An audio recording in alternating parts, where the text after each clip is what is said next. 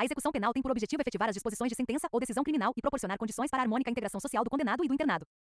A jurisdição penal dos juízes ou tribunais da Justiça Ordinária em todo o território nacional será exercida no processo de execução, na conformidade desta lei e do Código de Processo Penal. Esta lei aplicar-se-á igualmente ao preso provisório e ao condenado pela Justiça Eleitoral ou Militar, quando recolhido a estabelecimento sujeito à jurisdição ordinária. Ao condenado e ao internado serão assegurados todos os direitos não atingidos pela sentença ou pela lei. Não haverá qualquer distinção de natureza racial, social, religiosa ou política. O Estado deverá recorrer à cooperação da comunidade nas atividades de execução da pena e da medida de segurança. Os condenados serão classificados, segundo seus antecedentes e personalidade, para orientar a individualização da execução penal. A classificação será feita por comissão técnica de classificação que elaborará o programa individualizador da pena privativa de liberdade adequada ao condenado ou preso provisório. A comissão técnica de classificação, existente em cada estabelecimento, será presidida pelo diretor e composta, no mínimo, por 2 chefes de serviço, um psiquiatra, um psicólogo e um assistente social, quando se tratar de condenado à pena privativa de liberdade. Nos demais casos, a comissão atuará junto ao juízo da execução e será integrada por fiscais do serviço social. O condenado ao cumprimento de pena privativa de liberdade em regime fechado será submetido a exame criminológico para a obtenção dos elementos necessários a uma adequada classificação e com vistas à individualização da execução. Ao exame de que trata este artigo poderá ser submetido o condenado ao cumprimento da pena privativa de liberdade em regime semiaberto. A comissão, no exame para a obtenção de dados reveladores da personalidade, observando a ética profissional e tendo sempre presentes peças ou informações do processo, poderá entrevistar pessoas, segunda, requisitar de repartições ou estabelecimentos privados dados e informações a respeito do condenado, terceira, realizar outras diligências e exames necessários. O condenado por crime doloso praticado com violência grave contra a pessoa, bem como por crime contra a vida, contra a liberdade sexual ou por crime sexual contra vulnerável, será submetido obrigatoriamente à identificação do perfil genético, mediante extração de DNA, ácido desoxirribonucleico, por técnica adequada e indolor, por ocasião do ingresso no estabelecimento prisional. A regulamentação deverá fazer constar garantias mínimas de proteção de dados genéticos, observando as melhores práticas da genética forense. A autoridade policial, federal ou estadual, poderá requerer ao juiz competente no caso de inquérito instaurado, o acesso ao banco de dados de identificação de perfil genético. Deve ser viabilizado ao titular de dados genéticos o acesso aos seus dados constantes nos bancos de perfis genéticos, bem como a todos os documentos da cadeia de custódia que gerou esse dado, de maneira que possa ser contraditado pela defesa. O condenado pelos crimes previstos no caput deste artigo que não tiver sido submetido à identificação do perfil genético por ocasião do ingresso no estabelecimento prisional deverá ser submetido ao procedimento durante o cumprimento da pena. A amostra biológica coletada só poderá ser utilizada para o único e exclusivo fim de permitir a identificação pelo perfil genético, não estando autorizadas as práticas de fenotipagem genética ou de busca familiar. Uma vez identificado o perfil genético, a amostra biológica recolhida nos termos do caput deste artigo deverá ser correta e imediatamente descartada, de maneira a impedir a sua utilização para qualquer outro fim. A coleta da amostra biológica e a elaboração do respectivo laudo serão realizadas por perito oficial. Constitui falta grave a recusa do condenado em submeter-se ao procedimento de identificação do perfil genético.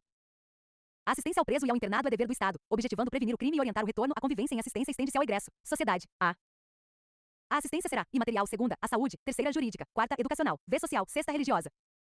A assistência material ao preso e ao internado consistirá no fornecimento de alimentação, vestuário e instalações higiênicas. O estabelecimento disporá de instalações e serviços que atendam aos presos nas suas necessidades pessoais, além de locais destinados à venda de produtos e objetos permitidos e não fornecidos pela administração.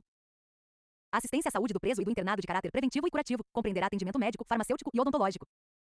Quando o estabelecimento penal não estiver aparelhado para prover a assistência médica necessária, esta será prestada local, mediante autorização do estabelecimento. Em outro da direção do será assegurado acompanhamento médico à mulher, principalmente no pré-natal e no pós-parto, extensivo ao recém-nascido.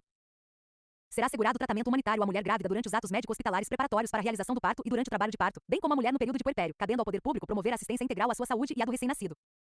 A assistência jurídica é destinada aos presos e aos internados sem recursos financeiros para constituir advogado. As unidades da Federação deverão ter serviços de assistência jurídica integral e gratuita pela Defensoria Pública dentro de estabelecimentos penais e fora dos. As unidades da Federação deverão prestar auxílio estrutural, pessoal e material à Defensoria Pública no exercício de suas funções, dentro e fora dos estabelecimentos penais. Em todos os estabelecimentos penais haverá local apropriado destinado ao atendimento pelo defensor público. Fora dos implementados estabelecimentos núcleos penais, serão especializados da Defensoria Pública para a prestação de assistência jurídica integral e gratuita aos réus, sentenciados em liberdade, egressos e seus familiares, sem recursos financeiros para constituir advogado. A assistência educacional compreenderá a instrução escolar e a profissional do preso e do internado. Formação. O ensino de primeiro grau será obrigatório, integrando-se no sistema escolar da unidade federativa. O ensino médio regular ou supletivo, com formação geral ou educação profissional de nível médio, será implantado nos presídios, em obediência ao preceito constitucional de sua universalização. O ensino ministrado aos presos e presas integrar-se-á ao sistema estadual e municipal de ensino e será mantido, administrativa e financeiramente, com o apoio da União, não só com os recursos destinados à educação, mas pelo sistema estadual de justiça ou administração penitenciária. Os sistemas de ensino oferecerão aos presos e às presas cursos supletivos de educação de jovens e adultos. A União, os estados, os municípios e o Distrito Federal incluirão em seus programas de educação à distância e de utilização de novas tecnologias de ensino, o atendimento aos presos e às presas. O ensino profissional será ministrado em nível de iniciação ou de aperfeiçoamento técnico. A mulher condenada terá ensino profissional adequado à sua condição. As atividades educacionais podem ser objeto de convênio com entidades públicas ou particulares, que instalem escolas ou ofereçam cursos especializados. Em atendimento às condições locais, dotar-se a cada estabelecimento de uma biblioteca, para uso de todas as categorias de reclusos, de livros instrutivos, recreativos e didáticos provida. O censo penitenciário deverá apurar, e o nível de escolaridade dos presos e das presas. Segunda, a existência de cursos nos níveis fundamental e médio e o número de presos e presas atendidos. Terceira, a implementação de cursos profissionais em nível de iniciação ou aperfeiçoamento técnico e o número de presos e presas atendidos. Quarta, a existência de bibliotecas e as condições de seu acervo. V, outros dados relevantes para o aprimoramento educacional de presos e presas. A assistência social tem por finalidade amparar o preso e o internado e prepará-los para o retorno à liberdade. Incumbe ao serviço de assistência social e conhecer os resultados dos diagnósticos ou exames. Segunda, relatar por escrito ao diretor do estabelecimento os problemas e as dificuldades enfrentadas pelo assistido. Terceira, acompanhar o resultado das permissões de saídas e das saídas temporárias. Quarta, promover no estabelecimento disponíveis apelos recreação. V, promover meios à orientação do assistido na fase final do cumprimento da pena e do liberando, de modo a facilitar o seu retorno à liberdade. Sexta, providenciar a obtenção de documentos, dos benefícios da previdência social e do seguro por acidente no trabalho. Sétima, orientar e amparar, quando necessário, a família do preso, do internado e da vítima. A assistência religiosa com liberdade de culto será prestada aos presos e aos internados, permitindo-se-lhes a participação nos serviços organizados no estabelecimento penal, bem como a posse de livros de instrução religiosa. No estabelecimento haverá local apropriado para os cultos religiosos. Nenhum preso ou internado poderá ser obrigado a participar de atividade religiosa. A assistência ao egresso consiste na orientação e apoio para reintegrá-lo à vida em liberdade. Segunda, na concessão, se necessário, de alojamento e alimentação em estabelecimento adequado, pelo prazo de 2 meses que poderá ser prorrogado uma única vez, comprovado por declaração do assistente social, o empenho na obtenção de emprego. Considera-se egresso para os efeitos desta lei, e o liberado definitivo, pelo prazo de 1 ano a contar da saída do estabelecimento. Segunda, o liberado condicional, durante o período de prova. O serviço de assistência social colaborará com o egresso para a obtenção de trabalho. O trabalho do condenado, como dever social e condição de dignidade humana, terá finalidade educativa e produtiva. Aplicam-se à organização e aos métodos de trabalho as precauções relativas à segurança e à higiene. O trabalho do preso não está sujeito ao regime da consolidação das leis do trabalho. O trabalho do preso será remunerado mediante prévia tabela, não podendo ser inferior a 3/4 do salário mínimo. O produto da remuneração pelo trabalho deverá atender à indenização dos danos causados pelo crime, desde que determinados judicialmente e não reparados por outros meios, à assistência à família, a pequenas despesas pessoais, ao ressarcimento ao Estado das despesas realizadas com a manutenção do condenado, em proporção a ser fixada e sem prejuízo da destinação prevista nas letras anteriores. Ressalvadas outras aplicações legais, será depositada a parte restante para a constituição do pecúlio, em caderneta de poupança, que será entregue ao condenado quando posto em liberdade. As tarefas executadas como prestação de serviço à comunidade não serão remuneradas. O condenado à pena privativa de liberdade está obrigado ao trabalho na medida de suas aptidões e capacidade. Para o preso provisório, o trabalho não é obrigatório e só poderá ser executado no interior do estabelecimento. Na atribuição do trabalho deverão ser levadas em conta a habilitação, a condição pessoal e as necessidades futuras do preso, bem como as oportunidades oferecidas pelo mercado. Deverá ser limitado, tanto quanto possível, o artesanato sem expressão econômica, salvo nas regiões de turismo. Os maiores de 60 anos poderão solicitar ocupação adequada à sua idade. Os doentes ou deficientes físicos somente exercerão atividades apropriadas ao seu estado. A jornada normal de trabalho não será inferior a 6 nem superior a 8 horas, com descanso nos domingos e feriados. Poderá ser atribuído horário especial de trabalho aos presos designados para os serviços de conservação e manutenção do estabelecimento penal. O trabalho poderá ser gerenciado por fundação ou empresa pública com autonomia administrativa e terá por objetivo a formação profissional do condenado. Nessa hipótese, incumbirá à entidade gerenciadora promover e supervisionar a produção, com critérios e métodos empresariais, sua comercialização, bem encarregar-se de como suportar despesas, inclusive pagamento de remuneração adequada. Os governos federal, estadual e municipal poderão celebrar convênio com a iniciativa privada para implantação de oficinas de trabalho referentes a setores de apoio dos presídios. Os órgãos da administração direta ou indireta da União, estados, territórios, Distrito Federal e dos municípios adquirirão, com dispensa de concorrência pública, os bens ou produtos do trabalho prisional, sempre que não for possível ou recomendável realizar-se a venda a particulares. Todas as importâncias arrecadadas com as vendas reverterão em favor da fundação ou empresa pública a que alude o artigo anterior ou, na sua falta, do estabelecimento penal. O trabalho externo será admissível para os presos em regime fechado somente em serviço ou obras públicas realizadas por órgãos da administração direta ou indireta, ou entidades privadas, desde que tomadas as cautelas contra a fuga e em favor da disciplina. O limite máximo do número de presos será de 10% do total de empregados na obra. Caberá ao órgão da administração, à entidade ou à empresa empreiteira a remuneração desse trabalho. Prestação de trabalho à entidade privada depende do consentimento expresso do preso. A prestação de trabalho externo, a ser autorizada pela direção do estabelecimento, dependerá de aptidão, disciplina e responsabilidade, além do cumprimento mínimo de 1/6 da pena. Revogar-se a autorização de trabalho externo ao preso que vier a praticar fato definido como crime, for punido por falta grave, ou tiver comportamento contrário aos requisitos estabelecidos neste artigo. Cumpre ao condenado, além das obrigações legais inerentes ao seu estado, submeter-se às normas de execução da pena. Constituem deveres do condenado, e comportamento disciplinado e cumprimento fiel da sentença. Segunda, obediência ao servidor e respeito a qualquer pessoa com quem deva relacionar-se. Terceira, urbanidade e respeito no trato com os demais condenados. Quarta, conduta oposta aos movimentos individuais ou coletivos de fuga ou de subversão à ordem ou à disciplina. V. Execução do trabalho, das tarefas e das ordens recebidas. Sexta, submissão à sanção disciplinar imposta. Sétima, indenização à vítima ou aos seus sucessores. Oitava, indenização ao Estado, quando possível, das despesas realizadas com a sua manutenção, mediante desconto proporcional da remuneração do trabalho. Nona, higiene pessoal e asseio da cela ou alojamento. X. Conservação dos objetos de uso pessoal. Aplica-se ao preso provisório no que couber o disposto neste artigo. Impõe-se a todas as autoridades o respeito à integridade física e moral dos condenados e dos presos provisórios. Constituem direitos do preso, e alimentação suficiente e vestuário. Segunda, atribuição de trabalho e sua remuneração. Terceira, previdência social. Quarta, constituição de pecúlio. V. Proporcionalidade na distribuição do tempo para o trabalho, o descanso e a recreação. Sexta, exercício das atividades profissionais, intelectuais, artísticas e desportivas anteriores, desde que compatíveis com a execução da pena. Sétima, assistência material, à saúde, jurídica, educacional, social e religiosa. Oitava, proteção contra qualquer forma de sensacionalismo. Nona, entrevista pessoal e reservada com o advogado. X. Visita do cônjuge, da companheira, de parentes e amigos em dias determinados. X. Chamamento nominal. 12. Igualdade de tratamento salvo quanto às exigências da individualização da pena. 13. Audiência especial com o diretor do estabelecimento. 14. Representação e petição a qualquer autoridade em defesa de direito. 15. Contato com o mundo exterior por meio de correspondência escrita, da leitura e de outros meios de informação que não comprometam a moral e os bons costumes. 16. Atestado de pena a cumprir, emitido anualmente sob pena da responsabilidade da autoridade judiciária competente. Os direitos previstos nos incisos V, X e 15, proporcionalidade no descanso, visita do cônjuge e contato com o mundo exterior por meio de comunicação escrita, poderão ser suspensos ou restringidos mediante ato motivado do diretor do estabelecimento. Aplica-se ao preso provisório e ao submetido à medida de segurança, no que couber, o disposto nesta seção. É garantida a liberdade de contratar médico de confiança pessoal do internado ou do submetido a tratamento ambulatorial por seus familiares ou dependentes, a fim de orientar e acompanhar o tratamento. As divergências entre o médico oficial e o particular serão resolvidas pelo juiz da execução. A disciplina consiste na colaboração com a ordem, na obediência às determinações das autoridades e seus agentes e no desempenho do trabalho. Estão sujeitos à disciplina o condenado a pena privativa de liberdade ou restritiva de direitos e o preso provisório. Não haverá falta nem sanção disciplinar sem expressa e anterior previsão legal ou regulamentar. As sanções não poderão colocar em perigo a integridade física e moral do condenado. É vedado o emprego de cela escura. São vedadas as sanções coletivas. O condenado ou denunciado, no início da execução da pena ou da prisão, será cientificado das normas disciplinares. O poder disciplinar na execução da pena privativa de liberdade será exercido pela autoridade administrativa conforme regulamentares as disposições. Na execução das penas restritivas de direitos, o poder disciplinar será exercido pela autoridade administrativa a que estiver sujeito o condenado. Nas faltas graves, a autoridade representará o juiz da execução para os fins dos artigos 118, inciso I, 125, 127, 181, primeiro letra D e segundo desta lei. As faltas disciplinares classificam-se em leves, médias e graves. A legislação local especificará as leves e médias, bem assim as respectivas sanções. Pune-se a tentativa com a sanção correspondente à falta consumada. Comete falta grave o condenado a pena privativa de liberdade que, incitar ou participar de movimento para subverter a ordem ou a disciplina. Segunda, fugir. Terceira, possuir indevidamente instrumento capaz de ofender a integridade física de outrem. Quarta, provocar acidente de trabalho. V, descumprir no regime aberto as condições impostas. Sexta, inobservar os deveres previstos nos incisos segunda e V do artigo 39 desta lei. Sétima, tiver em sua posse utilizar ou fornecer aparelho telefônico de rádio ou similar que permita a comunicação com outros presos ou com o ambiente externo. Oitava, recusar submeter-se ao procedimento de identificação do perfil genético. O disposto neste artigo aplica-se no que couber ao preso provisório. Comete falta grave o condenado a pena restritiva de direitos que descumprir injustificadamente a restrição imposta. Segunda, retardar injustificadamente o cumprimento da obrigação imposta. Terceira, inobservar os deveres previstos nos incisos segunda e V do artigo 39 desta lei. A prática de fato previsto como crime doloso constitui falta grave e, quando ocasionar subversão da ordem ou disciplina internas, sujeitará o preso provisório ou condenado nacional ou estrangeiro sem prejuízo da sanção penal ao regime disciplinar diferenciado, com as seguintes características: e duração máxima de até 2 anos, sem prejuízo de repetição da sanção por nova falta grave de mesma espécie. Segunda, recolhimento em cela individual. Terceira, visitas quinzenais de 2 pessoas por vez, a serem realizadas em instalações equipadas para impedir o contato físico e a passagem de objetos por pessoa da família ou, no caso de terceiro, autorizado judicialmente com duração de 2 horas. Quarta, direito do preso à saída da cela por 2 horas diárias para banho de sol, em grupos de até 4 presos, desde que não haja contato com presos do mesmo grupo criminoso. V. Entrevistas sempre monitoradas, exceto aquelas com seu defensor, em instalações equipadas para impedir o contato físico e a passagem de objetos, salvo expressa autorização judicial em contrário. Sexta, fiscalização do correspondência. Sétima, participação. Conteúdo. Em. Da. Audiências judiciais preferencialmente por videoconferência, garantindo-se a participação do defensor no mesmo ambiente do preso.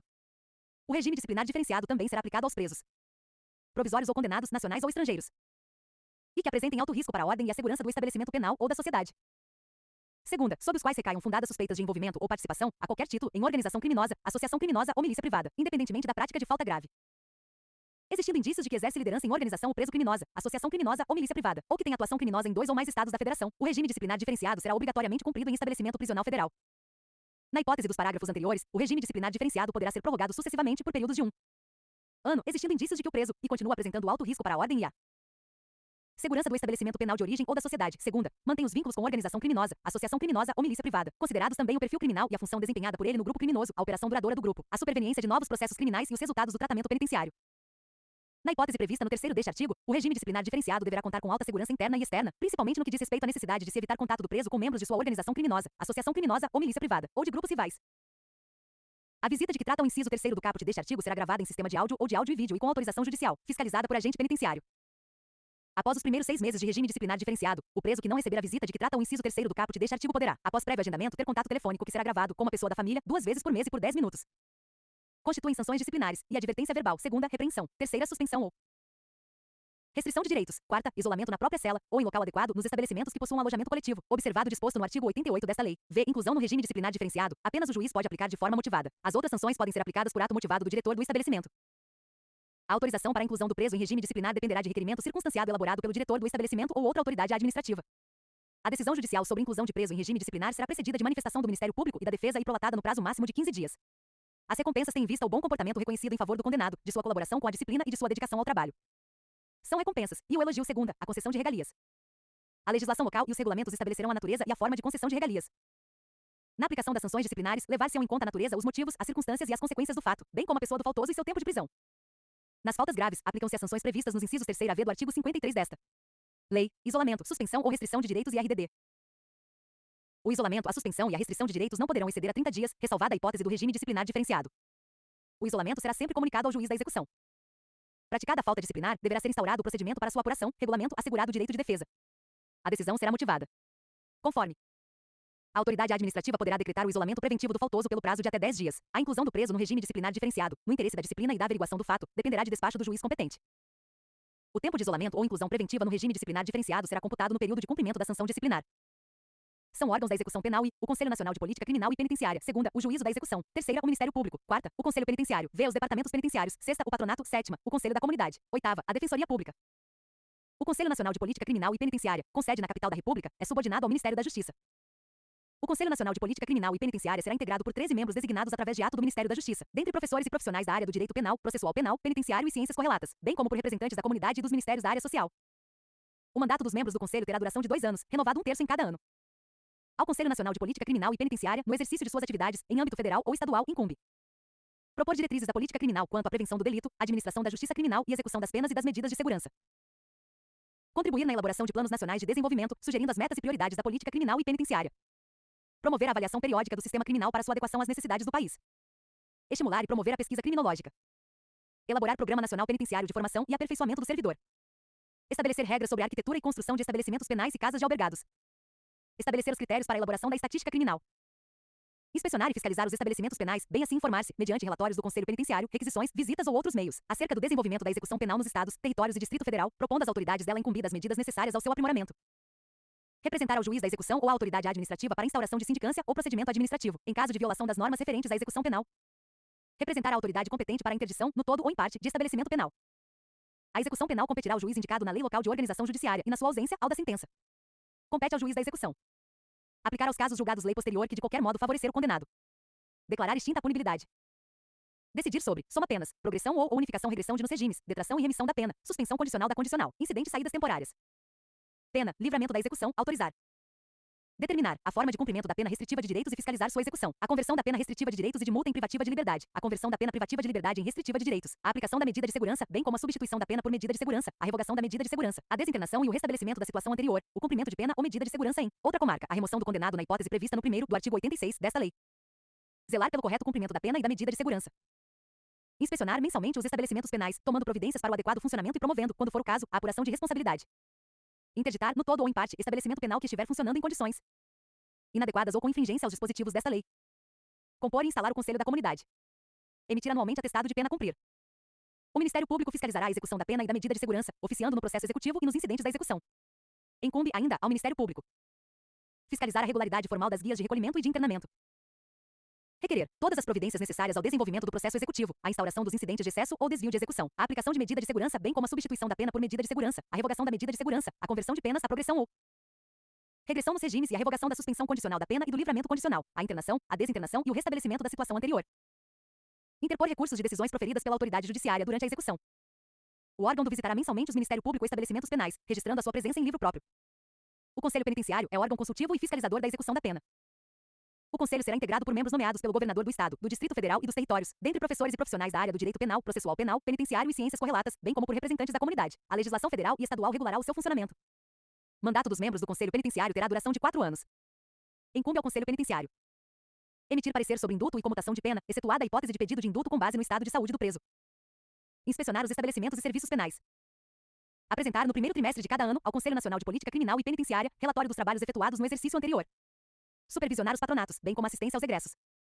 O Departamento Penitenciário Nacional, subordinado ao Ministério da Justiça, é órgão executivo da Política Penitenciária Nacional e de apoio administrativo e financeiro do Conselho Nacional de Política Criminal e Penitenciária.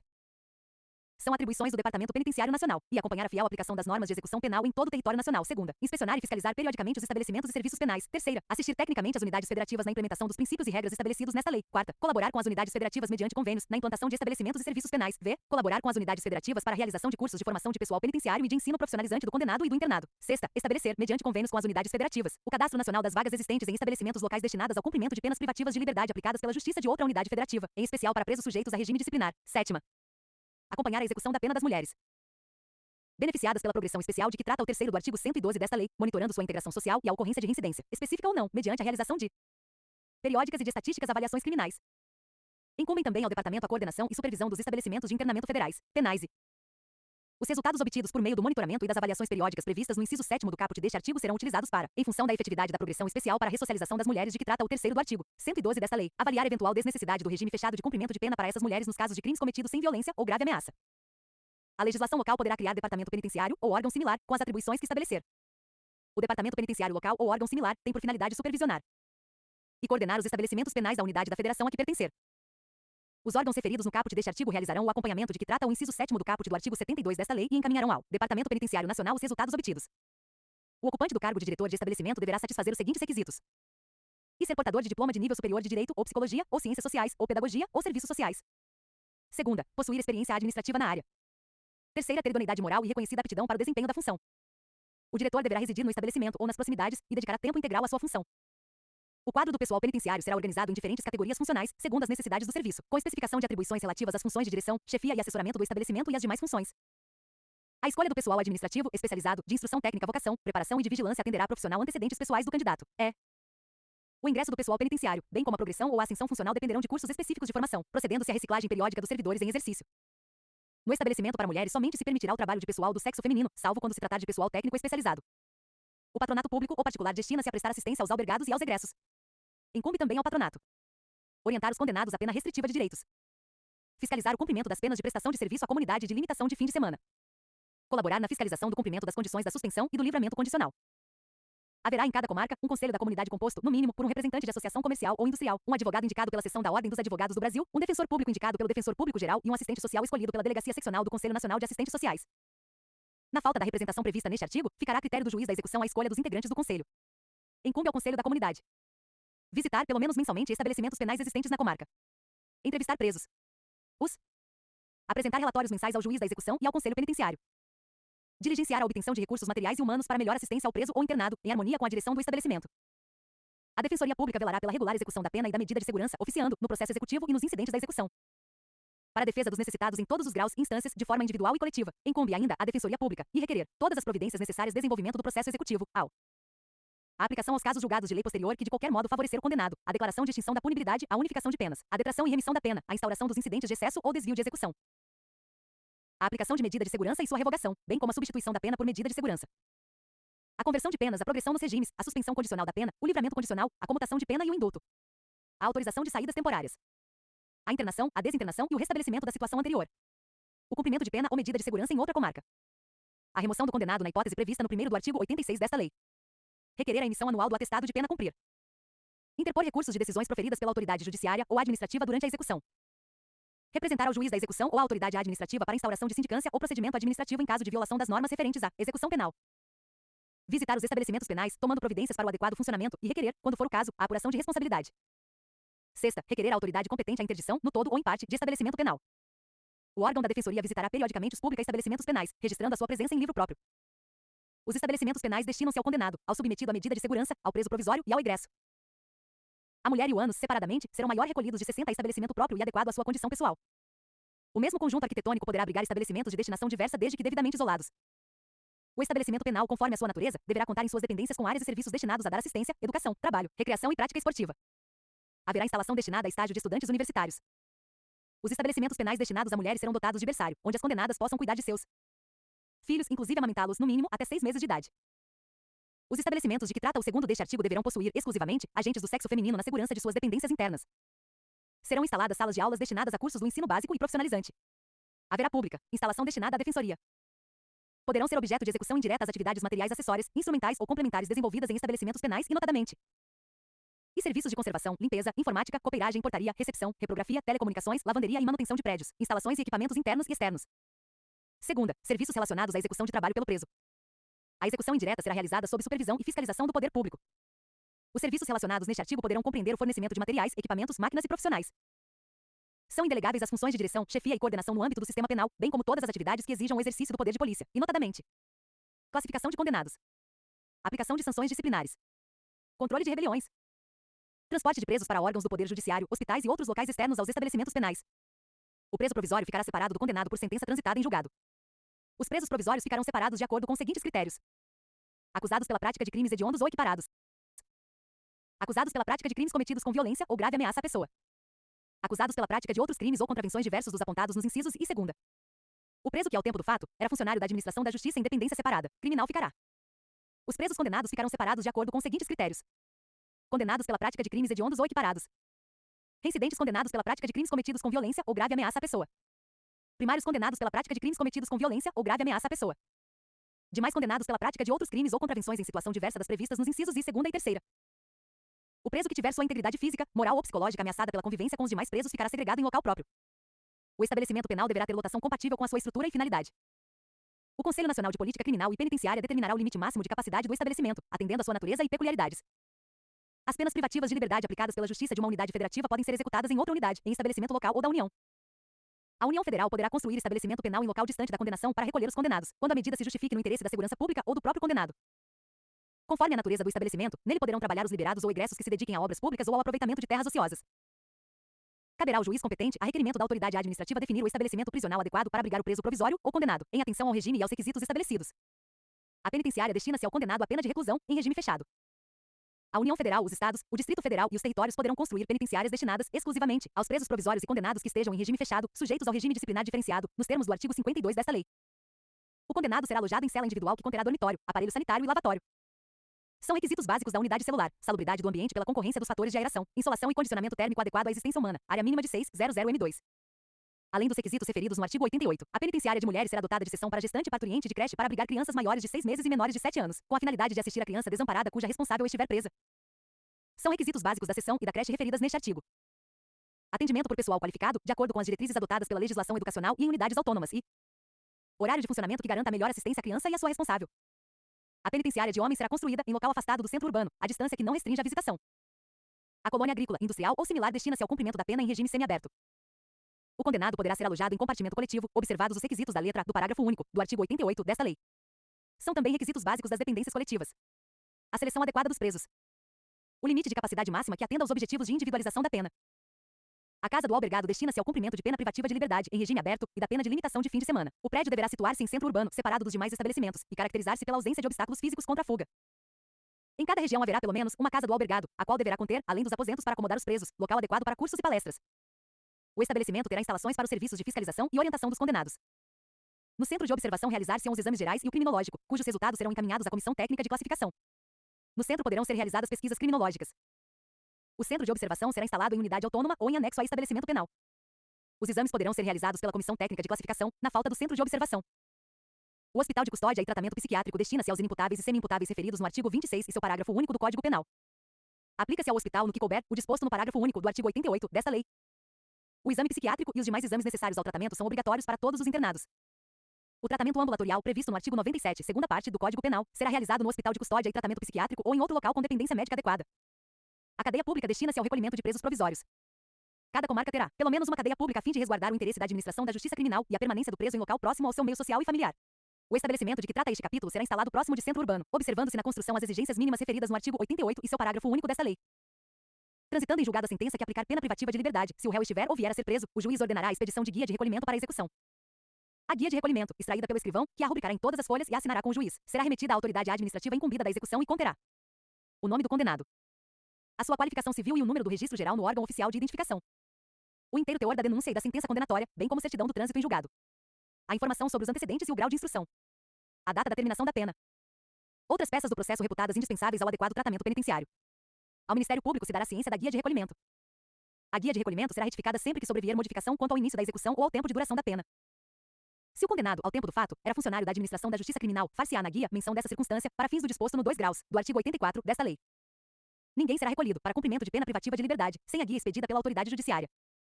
A autoridade administrativa incumbida da execução passará recibo da guia de recolhimento para juntá-la aos autos do processo e dar a ciência dos seus termos ao condenado. As guias de recolhimento serão registradas em livro especial segundo a ordem cronológica do recebimento e anexadas ao prontuário do condenado, aditando-se, no curso da execução, o cálculo das remissões e de outras retificações posteriores. O condenado a quem sobrevier doença mental será internado em hospital de custódia e tratamento psiquiátrico. Cumprida ou extinta a pena, o condenado será posto em liberdade, mediante alvará do juiz, se por outro motivo não estiver preso. O juiz, na sentença, estabelecerá o regime no qual o condenado iniciará o cumprimento da pena privativa de liberdade, observado o disposto no artigo 33 e seus parágrafos do Código Penal. Quando houver condenação por mais de um crime, no mesmo processo ou em processos distintos, a determinação do regime de cumprimento será feita pelo resultado da soma ou unificação das penas, observada, quando for o caso, a detração ou remissão. Sobrevindo condenação no curso da execução, somar-se-á a pena ao restante da que está sendo cumprida, para determinação do regime.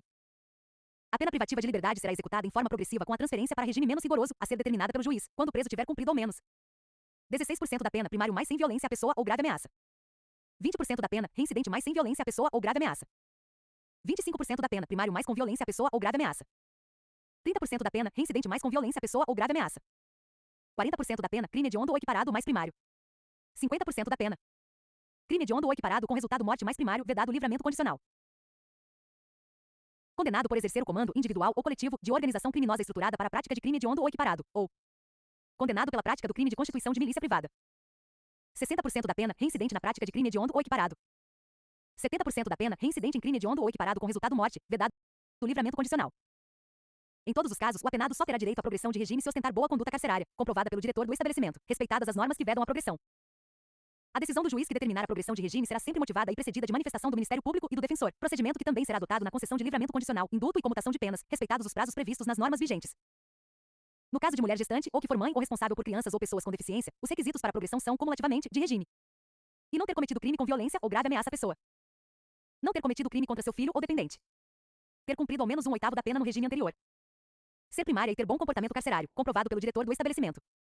Não ter integrado organização criminosa. O cometimento de novo crime doloso ou falta grave implicará a revogação do benefício previsto no 3º deste artigo. Não se considera hediondo ou equiparado, para os fins deste artigo, o crime de tráfico de drogas previsto no 4º do artigo 33 da Lei nº 11.343, de 23 de agosto de 2006. O cometimento de falta grave durante a execução da pena privativa de liberdade interrompe o prazo para a obtenção da progressão no regime de cumprimento da pena, caso em que o reinício da contagem do requisito objetivo remanescente terá como base a pena. O bom comportamento é readquirido após 1 ano da ocorrência do fato, ou antes, após o cumprimento do requisito temporal exigível para a obtenção do direito. O ingresso do condenado em regime aberto supõe a aceitação de seu programa e das condições impostas pelo juiz. Somente poderá ingressar no regime aberto o condenado que estiver trabalhando ou comprovar a possibilidade de fazê-lo imediatamente. Apresentar pelos seus antecedentes ou pelo resultado dos exames a que foi submetido fundados indícios de que irá ajustar-se, com autodisciplina e senso de responsabilidade, ao novo regime. Poderão ser dispensadas do trabalho as pessoas. Condenado maior de 70 anos. Condenado acometido de doença grave. Condenada com filho físico ou mental. Condenada gestante. Menor ou deficiente. O juiz poderá estabelecer condições especiais para a concessão de regime aberto, sem prejuízo das seguintes condições gerais e obrigatórias. E permanecer no local que for designado durante o repouso e nos dias de folga. Segunda, sair para o trabalho e retornar nos horários fixados. Terceira, não se ausentar da cidade onde reside, sem autorização judicial. Quarta, comparecer a juízo para informar e justificar as suas atividades, quando for determinado. O juiz poderá modificar as condições estabelecidas de ofício, a requerimento do Ministério Público, da autoridade administrativa ou do condenado, desde que as circunstâncias assim o recomendem. Somente se admitirá o recolhimento do beneficiário de regime aberto em residência particular quando se tratar de condenado maior de 70 anos. Condenado acometido de doença grave. Condenada com filho menor ou deficiente físico ou mental. Condenada gestante. A execução da pena privativa de liberdade ficará sujeita à forma regressiva, com a transferência para qualquer dos regimes mais rigorosos quando condenado. Praticar fato definido como crime doloso ou falta grave. Sofrer condenação por crime anterior, cuja pena, somada ao restante da pena em execução, torna incabível o regime, artigo 111. O condenado será transferido do regime aberto se, além das hipóteses referidas nos incisos anteriores, frustrar os fins da execução ou não pagar, podendo, a multa cumulativamente imposta. Nas hipóteses do inciso I do parágrafo anterior, deverá ser ouvido previamente o condenado. A legislação local poderá estabelecer normas complementares para o cumprimento da pena privativa de liberdade em regime aberto.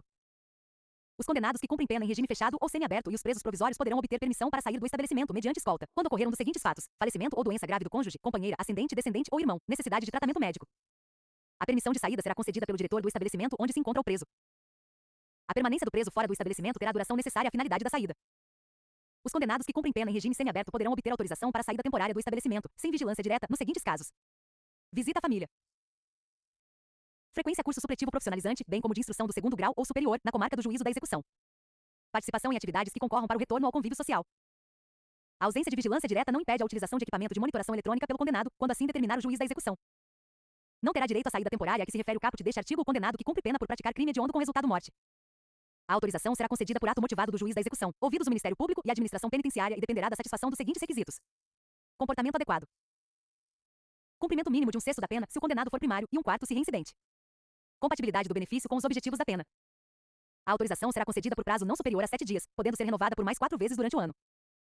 Ao conceder a saída temporária, o juiz imporá ao beneficiário as seguintes condições, entre outras que entender compatíveis com as circunstâncias do caso e a situação pessoal do condenado: fornecimento do endereço onde reside a família a ser visitada ou onde poderá ser encontrado durante o gozo do benefício. Recolhimento à residência visitada no período noturno. Proibição de frequentar bares, casas noturnas e estabelecimentos congêneres. Quando se tratar de frequência a curso profissionalizante, de instrução de ensino médio ou superior, o tempo de saída será o necessário para o cumprimento das atividades discentes. Nos demais casos, as autorizações de saída somente poderão ser concedidas com prazo mínimo de 45 dias de intervalo entre uma e outra.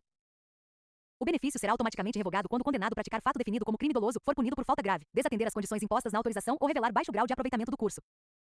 A recuperação do direito à saída temporária dependerá da absolvição no processo penal, do cancelamento da punição disciplinar ou da demonstração do merecimento do condenado.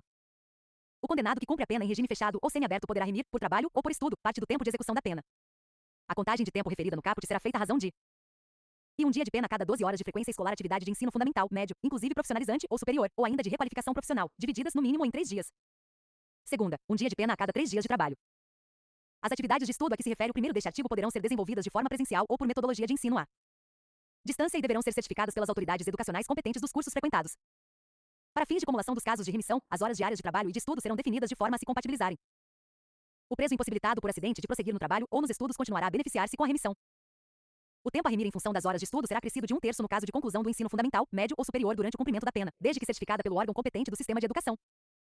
O condenado que cumpre pena em regime aberto ou semiaberto e o que usufrui liberdade condicional poderão remir, pela frequência curso de ensino regular ou de educação profissional, parte do tempo de execução da pena ou do período de prova, observado o disposto no inciso I do primeiro deste artigo. O disposto neste artigo aplica-se às hipóteses de prisão cautelar. A remissão será declarada pelo juiz da execução, ouvidos o Ministério Público e a defesa. Em caso de falta grave, o juiz poderá revogar até 1/3 do tempo remido, observado o disposto no artigo 57, recomeçando a contagem a partir da data da infração disciplinar. O tempo remido será computado como pena cumprida para todos os efeitos. A autoridade administrativa encaminhará mensalmente ao juízo da execução cópia do registro de todos os condenados que estejam trabalhando ou estudando, com informação dos dias de trabalho ou das horas de frequência escolar ou de atividades de ensino de cada um deles. O condenado autorizado a estudar fora do estabelecimento penal deverá comprovar mensalmente por meio de declaração da respectiva unidade de ensino, a frequência e o aproveitamento escolar. Ao condenado dar-se-á a relação de seus dias remidos. Constitui o crime do artigo 299 do Código Penal declarar ou atestar falsamente prestação de serviço para fim de instruir pedido de remissão. O livramento condicional poderá ser concedido pelo juiz da execução, presentes os requisitos do artigo 83, incisos e parágrafo único, do Código Penal, ouvidos o Ministério Público e Conselho Penitenciário. Deferido o pedido, o juiz especificará as condições a que fica subordinado o livramento. Serão sempre impostas ao liberado condicional as obrigações seguintes: obter ocupação lícita, dentro de prazo razoável se for apto para o trabalho. Comunicar periodicamente ao juiz sua ocupação. Não mudar do território da comarca do juízo da execução, sem prévia autorização deste. Poderão ainda ser impostas ao liberado condicional, entre outras obrigações, as seguintes: não mudar de residência sem comunicação ao juiz e à autoridade incumbida da observação cautelar e de proteção, recolher-se à habitação infixada, não frequentar determinados lugares. Ora, se for permitido ao liberado residir fora da comarca do juízo da execução, remeter-se a cópia da sentença do livramento ao juízo do lugar para onde ele se houver transferido e à autoridade incumbida da observação cautelar e de proteção. O liberado será advertido da obrigação de apresentar-se imediatamente às autoridades referidas no artigo anterior. Reformada a sentença denegatória do livramento, os autos baixarão ao juízo da execução para as providências cabíveis. Concedido o benefício, será expedida a carta de livramento com a cópia integral da sentença em 2 vias, remetendo-se uma à autoridade administrativa incumbida da execução e outra ao Conselho Penitenciário. A cerimônia do livramento condicional será realizada solenemente no dia marcado pelo presidente do Conselho Penitenciário, no estabelecimento onde está sendo cumprida a pena, observando-se o seguinte: e a sentença será lida ao liberando, na presença dos demais condenados, pelo presidente do Conselho Penitenciário ou membro por ele designado ou, na falta, pelo juiz. Segunda, a autoridade administrativa chamará a atenção do liberando para as condições impostas na sentença de livramento. Terceira, o liberando declarará-se aceita as condições. De tudo em livro próprio, será lavrado termo subscrito por quem presidir a cerimônia e pelo liberando, ou alguém a seu rogo, se não souber ou não puder escrever. Cópia desse termo deverá ser remetida ao juiz da execução. Ao sair o liberado do estabelecimento penal, ser-lhe entregue, além do saldo de seu pecúlio e do que lhe pertencer, uma caderneta, que exibirá a autoridade judiciária ou administrativa sempre que lhe for exigida. A caderneta conterá a identificação do liberado, o texto impresso do presente capítulo, as condições impostas. Na falta de caderneta, será entregue ao liberado um salvo-conduto, em que constem as condições do livramento, podendo substituir-se a ficha de identificação ou seu retrato pela descrição dos sinais que possam identificá-lo. Na caderneta e no salvo-conduto deverá haver espaço para consignar-se o cumprimento das condições referidas no artigo 132 desta lei. A observação cautelar e a proteção realizadas por Serviço Social Penitenciário, Patronato ou Conselho da Comunidade terão a finalidade de e fazer observar o cumprimento das condições especificadas na sentença concessiva do benefício. Segunda, proteger o beneficiário, orientando na execução de suas obrigações e auxiliando na obtenção de atividade laborativa. A entidade encarregada da observação cautelar e da proteção do liberado apresentará relatório ao Conselho Penitenciário para efeito da representação prevista nos artigos 143 e 144 desta lei. A revogação do livramento condicional dar-se-á nas hipóteses previstas nos artigos 86 e 87 do Código Penal. Mantido o livramento condicional na hipótese da revogação facultativa, o juiz deverá advertir o liberado ou agravar as condições. Se a revogação for motivada por infração penal anterior à vigência do livramento, computar-se-á como tempo de cumprimento da pena ou período de prova, sendo permitida, para a concessão de novo livramento, a soma do tempo das 2 penas.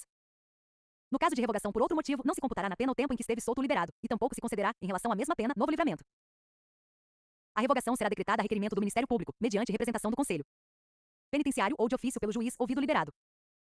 O juiz de ofício, a requerimento do Ministério Público, da Defensoria Pública ou mediante representação do Conselho Penitenciário e ouvido o liberado, poderá modificar as condições especificadas na sentença, devendo o respectivo ato decisório ser lido ao liberado por uma das autoridades ou funcionários indicados no inciso I do caput do artigo 137 desta lei, observado o disposto nos incisos 2ª e 3ª e 1º e 2º do mesmo artigo. Praticada pelo liberado outra infração penal, o juiz poderá ordenar a sua prisão, ouvidos o Conselho Penitenciário e Público, suspendendo o curso condicional, cuja revogação, dependendo da decisão final. O Ministério do Livramento, entretanto, ficará O juiz, de ofício, a requerimento do interessado, do Ministério Público ou mediante representação do Conselho Penitenciário, julgará extinta a pena. Privativa de liberdade, se expirar o prazo do livramento sem revogação. O juiz poderá definir a fiscalização por meio da monitoração eletrônica quando: segunda, autorizar a saída temporária no regime semiaberto. Quarta, determinar a prisão domiciliar. O condenado será instruído acerca dos cuidados que deverá adotar com o equipamento eletrônico e dos seguintes deveres: receber visitas do servidor responsável pela monitoração eletrônica, responder aos seus contatos e cumprir suas orientações. Abster-se de remover, de violar, de modificar, de danificar de qualquer forma o dispositivo de monitoração eletrônica ou de permitir que outrem o faça. A violação comprovada dos deveres previstos neste artigo poderá acarretar, a critério do juiz da execução, ouvidos o Ministério Público e a defesa, a regressão do regime, a revogação da autorização de saída temporária, a revogação da prisão domiciliar. Advertência por escrito, para todos os casos em que o juiz da execução decida não aplicar alguma das medidas previstas nos incisos de I a V deste parágrafo. A monitoração eletrônica poderá ser revogada. E quando se tornar desnecessária ou inadequada. Segunda, se o acusado ou condenado violar os deveres a que estiver sujeito durante a sua vigência ou cometer falta grave. Transitada em julgado a sentença que aplicou a pena restritiva de direitos, o juiz da execução, de ofício ou a requerimento do Ministério Público, promoverá a execução, podendo para tanto requisitar, quando necessário, a colaboração de entidades públicas ou solicitá-la a particulares. Em qualquer fase da execução, poderá o juiz motivadamente alterar a forma de cumprimento das penas de prestação de serviços à comunidade de limitação de fim de semana, ajustando-as às condições pessoais do condenado e às características do estabelecimento, da entidade ou do programa comunitário ou estatal. Caberá ao juiz da execução e designar a entidade ou programa comunitário ou estatal devidamente credenciado ou convencionado, junto ao qual o condenado deverá trabalhar gratuitamente, de acordo com as suas aptidões. Segunda, determinar a intimação do condenado cientificando da entidade, dias e horário em que deverá cumprir a pena. Terceira, alterar a forma de execução, a fim de ajustá-la às modificações ocorridas na jornada de trabalho. O trabalho terá duração de 8 horas semanais e será realizado aos sábados, domingos e feriados ou em dias úteis, de modo a não prejudicar a jornada normal de trabalho nos horários estabelecidos pelo juiz. A execução terá início a partir da data do primeiro comparecimento. A entidade beneficiada com a prestação de serviços encaminhará mensalmente ao juiz da execução relatório circunstanciado das atividades do condenado, bem como, a qualquer tempo, comunicação sobre ausência ou falta disciplinar. Caberá ao juiz da execução determinar a intimação do condenado, cientificando do local, dias e horário em que deverá cumprir a pena. A execução terá início a partir da data do primeiro comparecimento. Poderão ser ministrados ao condenado durante o tempo de permanência cursos e palestras ou atribuídas atividades educativas. Nos casos de violência doméstica e familiar contra a criança, o adolescente e a mulher de tratamento cruel ou degradante, ou de uso de formas violentas de educação, correção ou disciplina contra a criança e o adolescente, o juiz poderá determinar o comparecimento obrigatório do agressor a programas de recuperação e reeducação. O estabelecimento designado encaminhará mensalmente ao juiz da execução relatório, bem assim comunicará, a qualquer tempo, a ausência ou falta disciplinar do condenado. Caberá ao juiz da execução comunicar à autoridade competente a pena aplicada, determinada a intimação do condenado. Na hipótese de pena de interdição do artigo 47, inciso I do Código Penal, a autoridade deverá, em 24 horas, contadas do recebimento do ofício, baixar ato, a partir do qual a execução terá seu início. Nas hipóteses do artigo 47, inciso 2ª e 3ª do Código Penal, o juízo da execução determinará a apreensão dos documentos que autorizam o exercício do direito interditado. A autoridade deverá comunicar imediatamente ao juiz da execução o descumprimento da pena. A comunicação prevista neste artigo poderá ser feita por qualquer prejudicado. O juiz poderá suspender, pelo período de 2 a 4 anos, a execução da pena privativa de liberdade, não superior a 2 anos, na forma prevista nos artigos 77 a 82 do Código Penal. O juiz ou tribunal, na sentença que aplicar pena privativa de liberdade na situação determinada no artigo anterior, deverá pronunciar-se motivadamente sobre a suspensão conceda, quer a denegue, condicional, quer a concedida a suspensão, o juiz especificará as condições a que fica sujeito o condenado pelo prazo fixado, começando este a correr da audiência prevista no artigo 160 desta lei. As condições serão adequadas ao fato e à situação pessoal do condenado, devendo ser incluída entre as mesmas a de prestar serviços à comunidade, ou limitação de fim de semana, salvo hipótese do artigo 78 segundo do Código Penal. O juiz poderá, a qualquer tempo de ofício, a requerimento do Ministério Público ou mediante proposta do Conselho Penitenciário, modificar as condições e regras estabelecidas na sentença, ouvido o condenado. A fiscalização do cumprimento das condições reguladas nos estados, territórios e Distrito Federal por normas supletivas será atribuída a Serviço Social Penitenciário, Patronato, Conselho da Comunidade ou instituição beneficiada com a prestação de serviços, inspecionados pelo Conselho Penitenciário, pelo Ministério Público ou ambos, devendo o juiz da execução suprir, por ato, a falta das normas supletivas. O beneficiário, ao comparecer periodicamente à entidade fiscalizadora para comprovar a observância das condições a que está sujeito, comunicará, também, a sua ocupação e os salários ou proventos de que vive. A entidade fiscalizadora deverá comunicar imediatamente ao órgão de inspeção, para os fins legais, qualquer fato capaz de acarretar a revogação do benefício, a prorrogação do prazo ou a modificação das condições. Se for permitido ao beneficiário mudar-se, será feita comunicação ao juiz e à entidade fiscalizadora do local da nova residência, aos quais o primeiro deverá apresentar-se imediatamente. Quando a suspensão condicional da pena for concedida por tribunal, a este caberá estabelecer as condições do benefício. De igual modo proceder-se-á quando o tribunal modificar as condições estabelecidas na sentença recorrida. O tribunal, ao conceder a suspensão condicional da pena, poderá, todavia, conferir ao juízo da execução a incumbência de estabelecer as condições do benefício e, em qualquer caso, a de realizar a audiência admonitória. Transitada em julgado a sentença condenatória, o juiz a lerá ao condenado em audiência, advertindo das consequências de nova infração penal e do descumprimento das condições impostas. Se intimado pessoalmente ou por edital com prazo de 20 dias, o réu não comparecer injustificadamente à audiência admonitória, a suspensão ficará sem efeito e será executada imediatamente a pena. A revogação da suspensão condicional da pena e a prorrogação do período de prova dar-se-ão na forma do artigo 81 e respectivos parágrafos do Código Penal. Art. 81. A suspensão será revogada se no curso do prazo o beneficiário e é condenado em sentença irrecorrível por crime doloso segunda frustra, embora solvente a execução de pena de multa ou não efetua, sem motivo justificado, a reparação do dano. Terceira, descumpre a condição do primeiro do artigo 78 deste Código. A sentença condenatória será registrada, com a nota de suspensão em livro especial do juízo a que couber a execução da pena. Revogada a suspensão ou extinta a pena, será o fato averbado à margem do registro. O registro e a averbação serão sigilosos, salvo para efeito de informações requisitadas por órgão judiciário ou pelo Ministério Público para instruir processo penal. Extraída a certidão da sentença condenatória com trânsito em julgado, que valerá como título executivo judicial, o Ministério Público requererá, em autos apartados, a citação do condenado para, no prazo de 10 dias, pagar o valor da multa ou nomear bens à penhora. Decorrido o prazo sem o pagamento da multa ou depósito da respectiva importância, proceder-se-á à penhora de tantos bens quantos bastem para garantir a execução. A nomeação de bens à penhora e a posterior execução seguirão o que dispuser a lei processual civil. Se a penhora recair em bem imóvel, os autos apartados serão remetidos prosseguimento ao juízo civil para, recaindo a penhora em outros bens, dar-se-á prosseguimento nos termos do 2º do artigo 164 desta lei. A execução da pena de multa será suspensa quando sobrevier ao condenado doença mental. O juiz poderá determinar que a cobrança da multa se efetue mediante desconto no vencimento ou salário do condenado, observando-se o seguinte: e o limite máximo do desconto mensal será o da 4ª parte da remuneração e o mínimo o de 1/10. Segunda, o desconto será feito mediante ordem do juiz a quem de direito. Terceira, o responsável pelo desconto será intimado a recolher mensalmente, até o dia fixado pelo juiz, a importância determinada. Até o término do prazo a que se refere o artigo 164 desta lei, poderá o condenado requerer ao juiz o pagamento da multa em prestações mensais, iguais e sucessivas.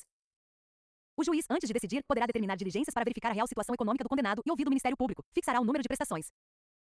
Se o condenado for impontual ou se melhorar de situação econômica, o juiz, de ofício ou a requerimento do Ministério Público, revogará o benefício executando-se a multa, na forma prevista neste capítulo, ou prosseguindo-se na execução já iniciada. Quando a pena de multa for aplicada cumulativamente com pena privativa da liberdade, enquanto estiver sendo executada, poderá aquela ser cobrada mediante desconto na remuneração do condenado. Se o condenado cumprir a pena privativa de liberdade ou obtiver livramento condicional sem haver resgatado, a multa far-se-á cobrança nos termos deste capítulo, aplicar-se-á o disposto no parágrafo anterior aos casos em que for concedida a suspensão condicional da pena. Transitada em julgado a sentença que aplicar medida de segurança, será ordenada a expedição de guia para a execução. Ninguém será internado em hospital de custódia e tratamento psiquiátrico ou submetido a tratamento ambulatorial para cumprimento de medida de segurança, sem a guia autoridade judiciária, expedida pela a guia de internamento ou de tratamento ambulatorial, extraída pelo escrivão, que a rubricará em todas as folhas e a subscreverá com o juiz, será remetida à autoridade administrativa incumbida da execução e conterá e a qualificação do agente e o número do registro geral do órgão oficial de identificação. Segunda, o inteiro teor da denúncia e da sentença que tiver aplicado a medida de segurança, bem como a certidão do trânsito em julgado. Terceira, a data em que terminará o prazo mínimo de internação ou do tratamento ambulatorial. Quarta, outras peças do processo reputadas indispensáveis ao adequado tratamento ou internamento. Ao Ministério Público será dada ciência da guia de recolhimento e de sujeição a tratamento. A guia será retificada sempre que sobrevier modificações quanto ao prazo de execução. Aplicar-se-á na execução da medida de segurança, naquilo que couber, o disposto nos artigos 8 graus e 9 graus desta lei. A cessação da periculosidade será averiguada no fim do prazo mínimo de duração da medida de segurança pelo exame das condições pessoais do agente, observando-se o seguinte: e a autoridade administrativa, até um mês antes de expirar o prazo de duração mínima da medida, remeterá ao juiz minucioso relatório que o habilite a resolver sobre a revogação ou permanência da medida. Segunda, o relatório será instruído com laudo psiquiátrico. Terceira, juntado aos autos do relatório ou realizadas as diligências, serão ouvidos sucessivamente o Ministério Público e o curador ou defensor, no prazo de 3 dias para cada um. Quarta, o juiz nomeará curador ou defensor para o agente que não tiver. V. O juiz, de ofício ou a requerimento de qualquer das partes, poderá determinar novas diligências, ainda que expirado o prazo de duração mínima da medida de segurança. Sexta, ouvidas as partes ou realizadas as diligências a que se refere o inciso anterior, o juiz proferirá sua decisão, no prazo de 5 dias. Em qualquer tempo, ainda no decorrer do prazo mínimo de duração da medida de segurança, poderá o juiz da execução, diante de requerimento fundamentado do Ministério Público ou do interessado, seu procurador ou defensor, ordenar o exame para que se verifique a cessação da periculosidade, procedendo-se nos termos do artigo anterior. Nos exames sucessivos para verificar-se a cessação da periculosidade, observar-se-á, no que lhes for aplicável, o disposto no artigo anterior. Nas hipóteses de desinternação ou de liberação, artigo 97, terceiro, do Código Penal, aplicar-se-á o disposto nos artigos 132 e 133 desta lei. Transitada em julgado a sentença, o juiz expedirá a ordem para a desinternação ou a liberação.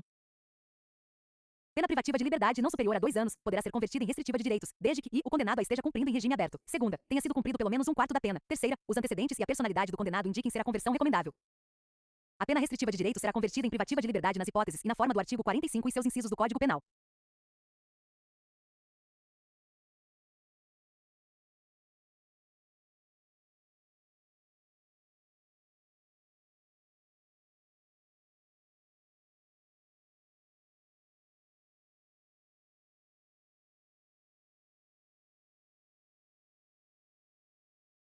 A pena de prestação de serviços à comunidade será convertida quando o condenado não for encontrado por estar em lugar incerto e não sabido, ou desatender a intimação por edital, não comparecer injustificadamente à entidade ou programa em que deva prestar serviço, recusar-se injustificadamente a prestar o serviço que lhe foi imposto, praticar falta grave, sofrer condenação por outro crime à pena privativa de liberdade, cuja execução não tenha sido suspensa. A pena de limitação de fim de semana será convertida quando o condenado não comparecer ao estabelecimento designado para o cumprimento da pena, recusar-se a exercer a atividade determinada pelo juiz ou se ocorrer qualquer das hipóteses das letras A, D e do parágrafo anterior. A pena de interdição temporária de direito será convertida quando o condenado exercer injustificadamente o direito interditado ou se ocorrer qualquer das hipóteses das letras A e do primeiro deste artigo. Quando, no curso da execução da pena privativa de liberdade, sobrevier doença mental ou perturbação da saúde mental, o juiz, de ofício, a requerimento do Ministério Público, da Defensoria Pública ou da autoridade administrativa, a substituição da pena poderá determinar por medida de segurança. O tratamento ambulatorial poderá ser convertido em internação se o revelar incompatibilidade com a medida. Agente. Nesta hipótese, o prazo mínimo de internação será de 1 ano. Haverá excesso ou desvio de execução sempre que algum ato for praticado além dos limites fixados na sentença, em normas legais ou regulamentares. podem suscitar um incidente de excesso ou desvio de execução, e o Ministério Público, segunda, o Conselho Penitenciário, terceira, o sentenciado, quarta, qualquer dos demais órgãos da execução penal. Concedida a anistia, o juiz, de ofício, a requerimento do interessado ou do Ministério Público, por proposta da autoridade administrativa ou do Conselho Penitenciário, declarará extinta a punibilidade. O indulto individual poderá ser provocado por petição do condenado, por iniciativa do Ministério Público, do Conselho Penitenciário ou da autoridade administrativa. A petição do indulto, acompanhada dos documentos que a instruírem, será entregue ao Conselho Penitenciário para elaboração de parecer e posterior encaminhamento ao Ministério da Justiça. O Conselho Penitenciário, à vista dos autos do processo e do prontuário, promoverá as diligências que entender necessárias e fará, em relatório, a narração do ilícito penal e dos fundamentos da sentença condenatória, a exposição dos antecedentes do condenado e do procedimento deste depois da prisão, emitindo seu parecer sobre o mérito do pedido e esclarecendo qualquer formalidade ou circunstâncias omitidas na petição.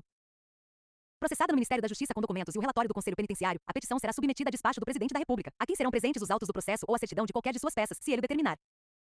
Concedido o indulto e anexada aos autos cópia do decreto, o juiz declarará extinta a pena ou ajustará a execução aos termos do decreto no caso de comutação. Se o sentenciado for beneficiado por indulto coletivo, o juiz, de ofício, a requerimento do interessado, do Ministério Público, ou por iniciativa do Conselho Penitenciário ou da autoridade administrativa, providenciará de acordo com o disposto no artigo anterior. O procedimento correspondente às situações previstas nesta lei será judicial, desenvolvendo-se perante o juízo da execução. O procedimento judicial iniciar-se-á de ofício, a requerimento do Ministério Público ou do interessado, de quem o represente de seu cônjuge, parente ou descendente, mediante proposta do Conselho Penitenciário ou, ainda, da autoridade administrativa.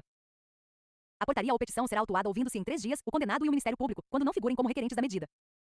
Sendo desnecessária a produção de prova, o juiz decidirá de plano, em igual prazo 3 dias.